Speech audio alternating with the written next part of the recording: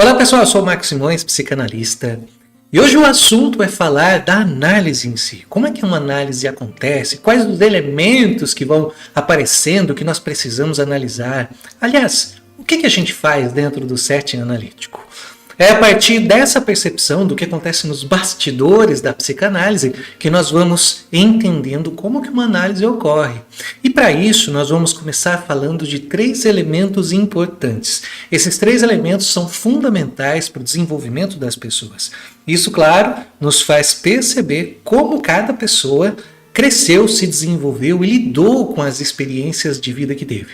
Nós vamos falar hoje de 3 situações: os cuidadores, o ambiente que a criança viveu e também a sua própria forma de lidar com os conflitos. Esse é o assunto de hoje, os 3 elementos que são essenciais para o desenvolvimento humano. E roda a vinheta!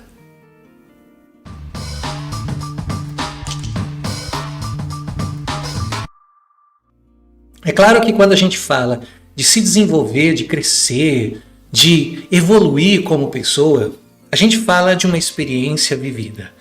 Existem 3 elementos, dentre outros, é claro, a gente poderia falar de genética, a gente poderia falar de epigenética ou o que for, mas na verdade, aqui nós vamos tratar de 3 situações que são importantes quando a gente fala de analisar. Nós vamos falar dos cuidadores, vamos falar do ambiente e vamos falar do próprio desenvolvimento infantil.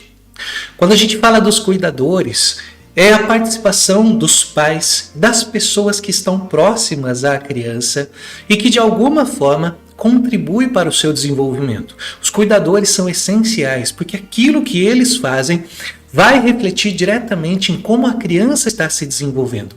Pais extremamente protetores vão causar um reflexo na criança, assim como pais extremamente relapsos, que não dão a menor importância para a criança, também vai fazer com que a criança tenha uma forma de lidar com a realidade que está acontecendo. As características dos pais muitas vezes são levadas para as crianças. Elas se identificam com aquele papel e acabam introjetando, especialmente quando a gente fala de uma fase oral ou de uma fase anal, em que há um início, uma introjeção de alimento, que também é uma introjeção de características, de movimentos, e também uma identificação com as pessoas que estão em volta. As atitudes dos pais são fundamentais para o desenvolvimento da própria criança. Pais extremamente ansiosos também podem gerar crianças ansiosas, gerar no sentido de desenvolvimento a partir do nascimento. Assim como as crianças também podem entender que essa ação de estar ansioso por conta das coisas é a forma de se viver. As crianças acabam absorvendo esse jeito e também incorporando na sua própria personalidade. Tudo isso vem dos pais. Se os pais são agressivos, vai envolver naquilo que a criança vem desenvolvendo. E principalmente quando a gente fala da constituição de um superego. Quando a gente fala dessa construção, a rigorosidade dos pais pode causar um conflito nos momentos em que a criança está lidando aí com a sua realidade. Até mesmo pais que são exigentes, que se cumpram tarefas, ou que a criança ainda está lidando com a sua fase anal e os pais exigem que ela faça as fezes lá no piniquinho dela, isso tudo vai envolver numa forma em que a criança vai absorver essa informação e acabar incorporando na sua própria personalidade. Outro elemento importante é o ambiente. Como será que é o ambiente dessa criança ou como será que foi o ambiente desse adulto? A criança, quando ela vai se desenvolvendo em um ambiente hostil, acaba sendo algo, claro, que coloca em risco a sua vida, mas da mesma forma, a criança também vai aprendendo a se adaptar ao meio. Nós vamos nos adaptando ao meio o qual nós vivemos, muitas vezes criando um falso self, muitas vezes criando uma forma diferente de viver, mas se adaptando àquele ambiente. Tanto é que se houver uma mudança brusca na vida da criança, se você tirá-la de determinado ambiente e colocá-la em outro, essa criança vai ter um certo conflito para se adaptar. Seja esse novo ambiente algo extremamente bom ou algo extremamente difícil, nós tendemos a nos encaixarmos e nos adaptarmos melhor a ambientes que são muito mais parecidos com aqueles que foram confortáveis na infância. Não é à toa que muitas pessoas, muitas vezes não conseguem sair do trabalho que está, ou não conseguem sair da cidade que mora, não conseguem sair de determinado ambiente. Por quê? Porque é ali que elas se familiarizaram. E o terceiro elemento seria a própria criança no seu desenvolvimento, na sua forma de lidar com a realidade. Conforme a criança nasce, a partir aí das teorias freudianas, conforme a criança nasce, ela começa num desenvolvimento de lidar com o mundo externo.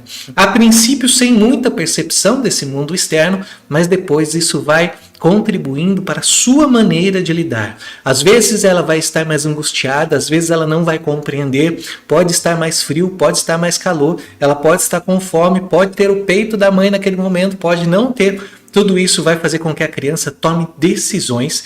Decisões não essas conscientes como nós tomamos, mas decisões pautadas numa questão de sobrevivência. A criança, ela tem um instinto de sobrevivência que vai fazendo com que ela lide com determinados conflitos. Só que muitas vezes essa criança vai introjetar essas informações e também vai moldando uma forma de lidar com os conflitos que acontecem. É por isso que diante de outros elementos, como a genética, nós vamos considerar os cuidadores, o ambiente que a criança está e o desenvolvimento da própria criança em lidar com os seus conflitos, com situações angustiantes.